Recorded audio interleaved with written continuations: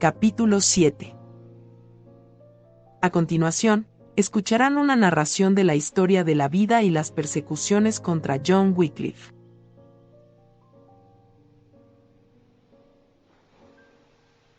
No será inapropiado dedicar unas pocas páginas de esta obra a dar un breve detalle de las vidas de algunos de los hombres que primero dieron pasos, con indiferencia al poder fanático que se oponía a toda reforma, para detener la marea de la corrupción papal, y sellando las puras doctrinas del Evangelio con su sangre. Entre ellos, Gran Bretaña tuvo el honor de tomar la delantera y de mantenerse entre los primeros, con respecto a aquella libertad en la controversia religiosa que dejó atónita a toda Europa, y que demostró que la libertad religiosa y política son las causas de la prosperidad de esta favorecida isla. Entre las primeras de estas eminentes personas tenemos a John Wycliffe. Este célebre reformador, llamado la estrella matutina de la Reforma, nació alrededor del año 1324, durante el reinado de Eduardo II. De su familia no tenemos información cierta.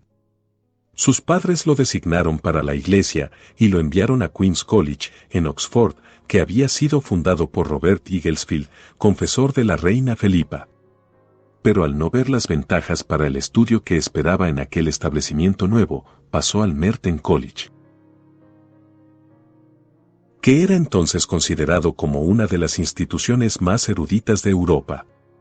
Lo primero que lo hizo destacar en público fue su defensa de la universidad contra los frailes mendicantes o pordioseros, que, para este tiempo, desde su establecimiento en Oxford en 1230, habían sido unos desagradables vecinos para la universidad. Se fomentaban de continuo las pendencias, los frailes apelaban al Papa, y los académicos a la autoridad civil, a veces prevalecía un partido, a veces el otro. Los frailes llegaron a encariñarse mucho con el concepto de que Cristo era un mendigo común, que sus discípulos también lo fueron, y que la mendicidad era una institución evangélica. Esta doctrina la predicaban desde los púlpitos y en los lugares donde tuvieran acceso. Wycliffe había menospreciado durante mucho tiempo a estos frailes por la pereza con que se desenvolvían, y ahora tenía una buena oportunidad para denunciarlos. Publicó un tratado en contra de la mendicidad de personas capaces, y demostró que no solo eran un insulto a la religión, sino también a la sociedad humana. La universidad comenzó a considerarlo como uno de sus principales campeones, y pronto fue ascendido a maestro de Balliol College. Alrededor de este tiempo, el arzobispo Aislip fundó Canterbury Hall, en Oxford, donde estableció a un rector y 11 académicos. Y fue Wycliffe el escogido por el arzobispo para el rectorado, pero al morir su sucesor Stephen Langham, obispo de Ely, lo depuso. Como en esto hubo una flagrante injusticia, Wycliffe apeló al Papa, que posteriormente dio sentencia en su contra por la siguiente causa. Eduardo III, que era a la sazón rey de Inglaterra, había retirado el tributo que desde el tiempo del rey Juan se había pagado al Papa. El Papa amenazó. Eduardo entonces convocó un parlamento. El parlamento resolvió que el rey Juan había cometido un acto ilegal y entregado los derechos de la nación, y aconsejó al rey a que no se sometiera, fueran cuales fueran las consecuencias. El clero comenzó ahora a escribir en favor del Papa, y un erudito monje publicó un animoso y plausible tratado, que tenía muchos defensores. Wycliffe, irritado al ver una causa tan mala, tan bien defendida, se opuso al monje, y ello de forma tan magistral, que ya no se consideraron sus argumentos como irrefutables. De inmediato perdió su causa en Roma, y nadie abrigaba ninguna duda de que era su oposición al Papa en un momento tan crítico la causa verdadera de que no se le hiciera justicia en Roma. Wycliffe fue después escogido a la cátedra de teología.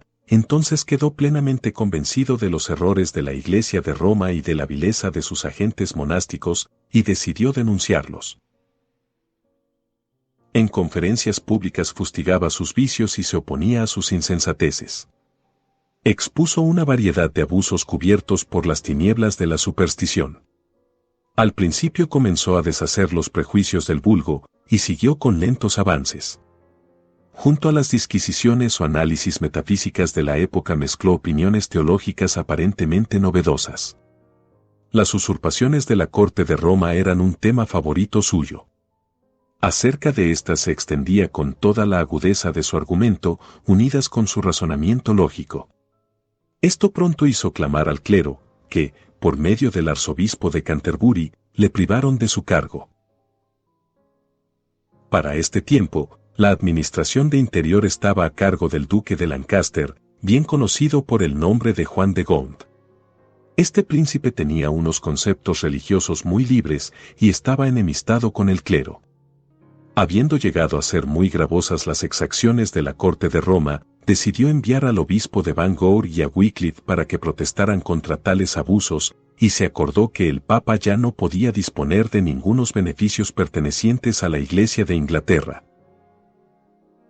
En esta embajada, la observadora mente de Wycliffe penetró en los secretos de la constitución y política de Roma, y volvió más decidido que nunca a denunciar su avaricia y ambición.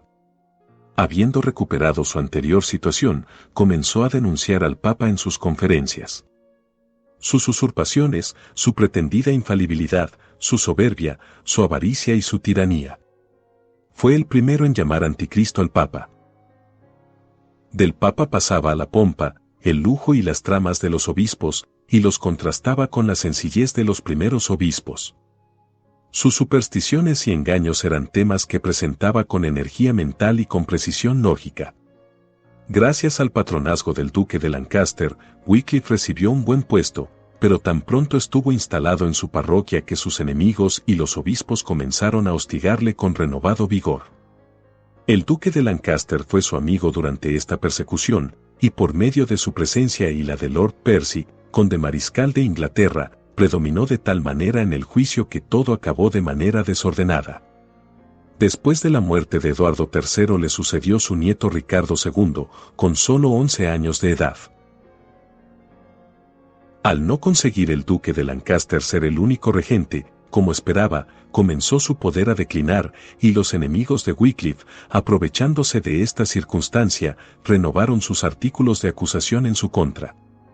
Consiguientemente, el Papa despachó 5 bulas al rey y a ciertos obispos, pero la regencia y el pueblo manifestaron un espíritu de menosprecio ante la altanera manera de proceder del pontífice, y necesitando este dinero para oponerse a una inminente invasión de los franceses, propusieron aplicar una gran suma de dinero recogida para el Papa, para este propósito.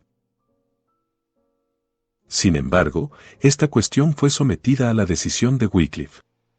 No obstante, los obispos, que apoyaban la autoridad del Papa, insistían en someter a Wycliffe a juicio, y estaba ya sufriendo interrogatorios en Lambis cuando, por causa de la conducta amotinada del pueblo fuera, y atemorizados por la orden de Sir Louis Clifford, un caballero de la corte, en el sentido de que no debían decidirse por ninguna sentencia definitiva, terminaron todo el asunto con una prohibición a Wycliffe de predicar aquellas doctrinas que fueran repugnantes para el Papa. Pero el reformador la ignoró, pues yendo descalzo de lugar en lugar, y en una larga túnica de tejido vasto, predicaba más vehemente que nunca. En el año 1378 surgió una contienda entre 2 papas, Urbano VI y Clemente VII, acerca de cuál era el papa legítimo, el verdadero vicario de Cristo. Este fue un periodo favorable para el ejercicio de los talentos de Wycliffe. Pronto produjo un tratado contra el papado, que fue leído de buena gana por toda clase de gente. Para el final de aquel año, Wycliffe cayó enfermo de una fuerte dolencia, que se temía pudiera resultar fatal. Los frailes mendicantes, entiéndase por dioseros, acompañados por 4 de los más eminentes ciudadanos de Oxford, consiguieron ser admitidos a su dormitorio, y le rogaron que se retractara, por amor de su alma, de las injusticias que había dicho acerca del orden de ellos. Wycliffe, sorprendido ante este solemne mensaje, se recostó en su cama, y con un rostro severo dijo: «No moriré, sino que viviré para denunciar las maldades de los frailes». Cuando Wycliffe se recuperó se dedicó a una tarea sumamente importante: la traducción de la Biblia al inglés. Antes de la aparición de esta obra, publicó un tratado, en el que exponía la necesidad de la misma. El celo de los obispos por suprimir las escrituras impulsó enormemente su venta, y los que no podían procurarse una copia se hacían transcripciones de evangelios o epístolas determinadas.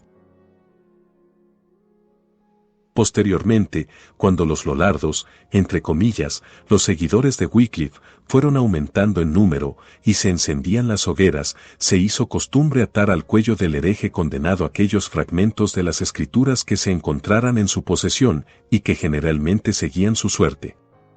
Inmediatamente después de esto, Wycliffe se aventuró un paso más y atacó la doctrina de la transubstanciación. Esta extraña opinión fue inventada por Paschader Advert y enunciada con un asombroso atrevimiento. Wycliffe, en su lectura ante la Universidad de Oxford en 1381 atacó esta doctrina y publicó un tratado acerca de ella. El doctor Barton, que era en aquel tiempo vicecanciller de Oxford, convocó a las cabezas de la universidad, condenó las doctrinas de Wycliffe como heréticas y amenazó a su autor con la excomunión. Wycliffe, al no conseguir ningún apoyo del duque de Lancaster, y llamado a comparecer ante su anterior adversario, William Courtenay, ahora arzobispo de Canterbury, se refugió bajo el alegato de que él, como miembro de la universidad, estaba fuera de la jurisdicción episcopal. Este alegato le fue admitido, por cuanto la universidad estaba decidida a defender a su miembro. El tribunal se reunió en el día señalado, al menos para juzgar sus opiniones, y algunas fueron condenadas como erróneas y otras como heréticas. La publicación acerca de esta cuestión fue inmediatamente contestada por Wycliffe, que había venido a ser el blanco de la decidida inquina o animadversión del arzobispo. El rey, a petición del obispo, concedió una licencia para encarcelar al maestro de herejía, pero los comunes hicieron que el rey revocara esta acción como ilegal. Sin embargo, el primado obtuvo cartas del rey ordenando a la Universidad de Oxford que investigara todas las herejías y los libros que Wycliffe había publicado. Como consecuencia de esta orden hubo un tumulto en la universidad. Se supone que Wycliffe se retiró de la tormenta a un lugar oscuro del reino. Pero las semillas habían sido sembradas, y las opiniones de Wycliffe estaban tan difundidas que se dice que, si uno veía a dos personas en un camino, podía estar seguro de que una era un lollardo, o wyclifista. Entiéndase seguidores de las doctrinas de John Wycliffe. Durante este periodo prosiguieron las disputas entre los dos papas. Urbano publicó una bula en la que llamaba a todos los que tuvieran consideración alguna por la religión a que se esforzaran en su causa y a que tomaran armas contra Clemente y sus partidarios en defensa de la Santa Sede. Una guerra en la que se prostituía de manera tan vil el nombre de la religión despertó el interés de Wycliffe, incluso en su ancianidad. Tomó otra vez la pluma y escribió en contra de ella con la mayor severidad. Reprendió al Papa con la mayor libertad, y le preguntó: ¿Cómo osáis hacer del emblema de Cristo en la cruz, que es la prenda de la paz, de la misericordia y de la caridad, una bandera que nos lleve a matar a hombres cristianos por amor a dos falsos sacerdotes? Además de oprimir a la cristiandad de manera peor, de lo que Cristo y sus apóstoles fueron oprimidos por los judíos. Cuando el soberbio sacerdote de Roma concederá indulgencias a la humanidad para vivir en paz y caridad, como lo hace ahora para que luchen y se maten entre sí. Este severo escrito le atrajo el resentimiento de Urbano, y hubiera podido envolverlo en mayores inquietudes que las que había experimentado hasta entonces. Pero fue providencialmente librado de sus manos. Cayó víctima de una parálisis, y aunque vivió un cierto tiempo, estaba de tal manera que sus enemigos consideraron como resultado de su resentimiento. Wycliffe volvió tras un breve espacio de tiempo, bien de su destierro, o bien de algún lugar en el que hubiera estado guardado en secreto, y se reintegró a su parroquia de Lutterworth, donde era párroco. Allí, abandonando apaciblemente esta vida mortal, durmió en paz en el Señor, al final del año 1384, en el día de Silvestre. Parece que estaba muy envejecido cuando murió, y que lo mismo le complacía de anciano que lo que le había complacido de joven. Wycliffe tenía motivos por agradecerles que al menos le dieran reposo mientras vivió, y que le dieran tanto tiempo después de su muerte, 41 años de reposo en su sepulcro, antes que exhumaran su cuerpo y lo convirtieran de polvo a cenizas, cenizas que fueron luego echadas al río. Y así fue transformado en 3 elementos: tierra, fuego y agua, pensando que así extinguían y abolían el nombre y la doctrina de Wycliffe para siempre. No muy diferente del ejemplo de los antiguos fariseos y vigilantes del sepulcro, que tras haber llevado al Señor a la tumba, pensaron que lograrían asegurar que no resucitara.